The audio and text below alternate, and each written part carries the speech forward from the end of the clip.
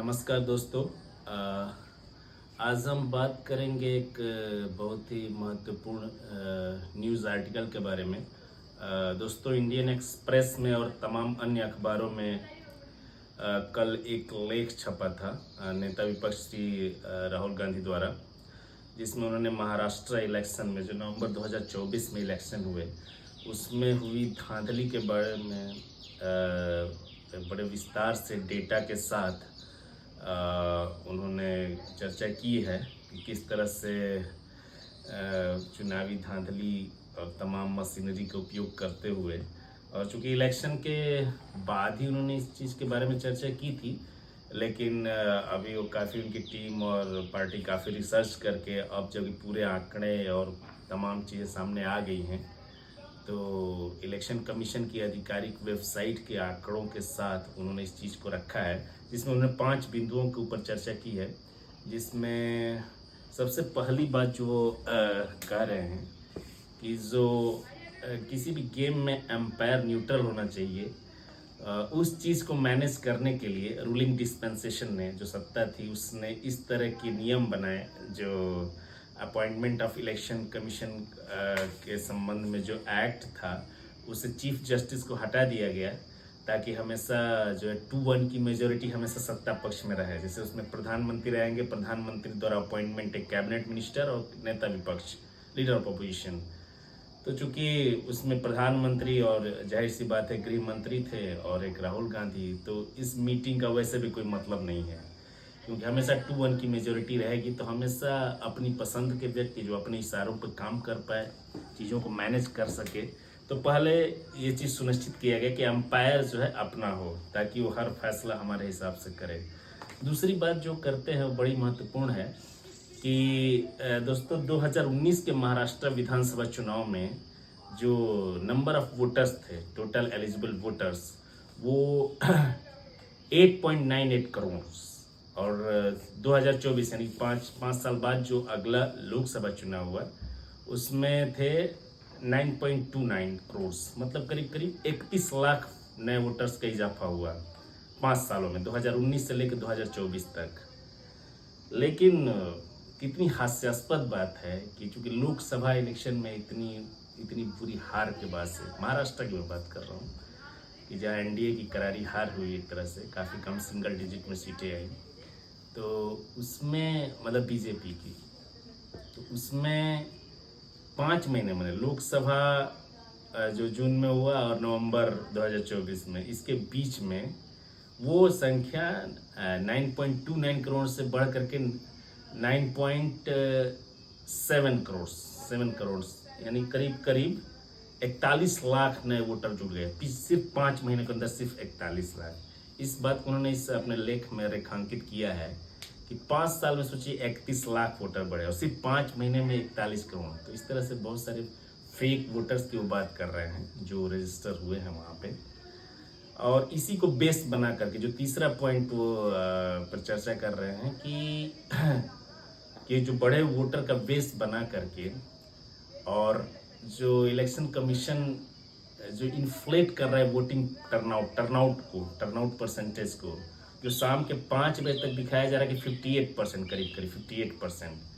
और अगली सुबह तक बढ़ते बढ़ते बढ़ते वो 8% का इजाफा, करीब करीब 66% हो गया वोट। तो हालांकि 1-2% का मार्जिन तो रहता ही है। एक बार मैं योगेंद्र यादव जी को सुनता हूँ तो मतलब कुछ डेटा आने में देर लगती है, लेकिन इतना 8% का जंप, मैंने 5 बजे वोट क्लोज होने के बाद से 8% का जंप। इसके बाद जो चौथे जो बड़े महत्वपूर्ण बिंदु है उस पर बात कर रहे हैं राहुल गांधी जी, और ये बड़ी महत्वपूर्ण भी है कि जो वोट बढ़े हैं, जो ऐड हुए हैं, ये महाराष्ट्र में दोस्तों पूरे स्टेट में करीब करीब 1 लाख बूथ हैं, लेकिन जो बढ़े हुए वोट्स हैं ना, सिर्फ 12,000 बूथ पे जो है कास्ट हुए हैं वोट। मतलब मैंने जो भी बड़ा है, ठीक है, बड़ा है तो 88,000 बूथ पे कुछ भी नहीं हुआ है, लेकिन सिर्फ 12,000 बूथ जो करीब करीब 85 विधानसभा क्षेत्रों में फैले हुए हैं, सिर्फ उन्हीं एरियाज में वोट ये चंक जो है गया है। और जाहिर सी बात है इन सभी सीटों पे एनडीए बढ़िया मतलब जीत गया, और लोकसभा इलेक्शन में इन चीज़ों बहुत ही पुअर परफॉर्मेंस थी। तो ये है कि मतलब ये कितनी हास्यास्पद बात है और जो बहुत एकदम लाउड एंड क्लियर है कि किस तरह के मैनिपुलेशन इलेक्शन कमीशन के सहयोग से, उसकी कॉम्प्लिसिटी से किया गया। और इसके संबंध में एक विधानसभा क्षेत्र का बड़ा एक स्पेसिफिक उदाहरण दे रहे, कामठी विधानसभा क्षेत्र का, जिसमें पिछले लोकसभा चुनाव में कांग्रेस को करीब 1.38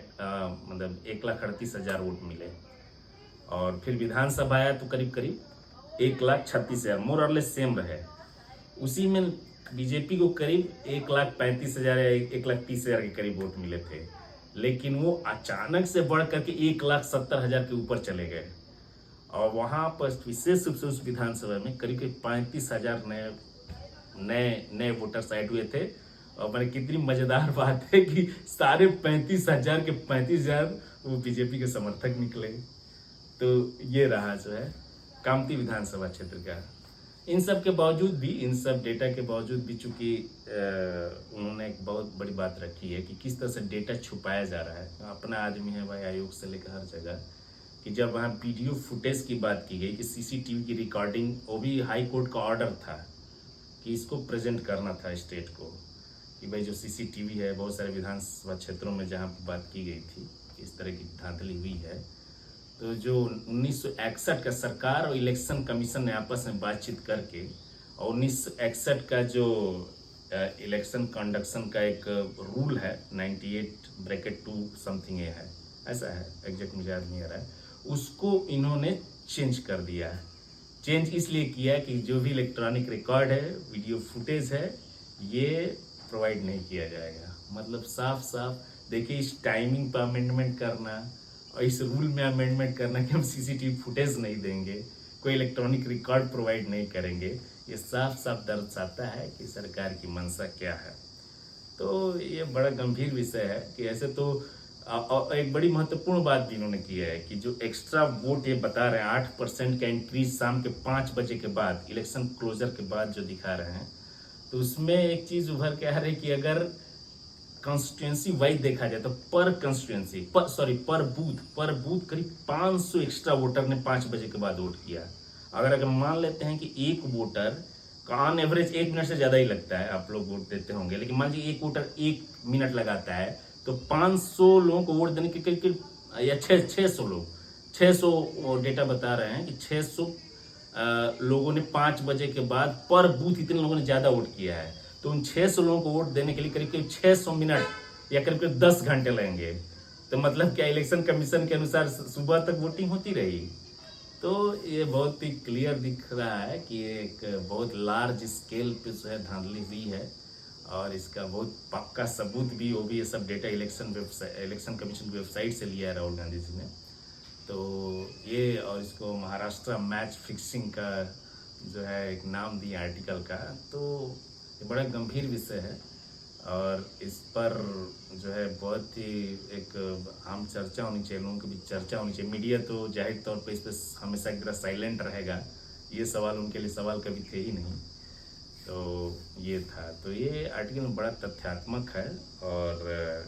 जो भी चीज़ें हो रही है डेमोक्रेसी के लिए बड़ा खतरा है और देश को इस पर गंभीर चिंतन करने की आवश्यकता है। थैंक यू वेरी मच, धन्यवाद।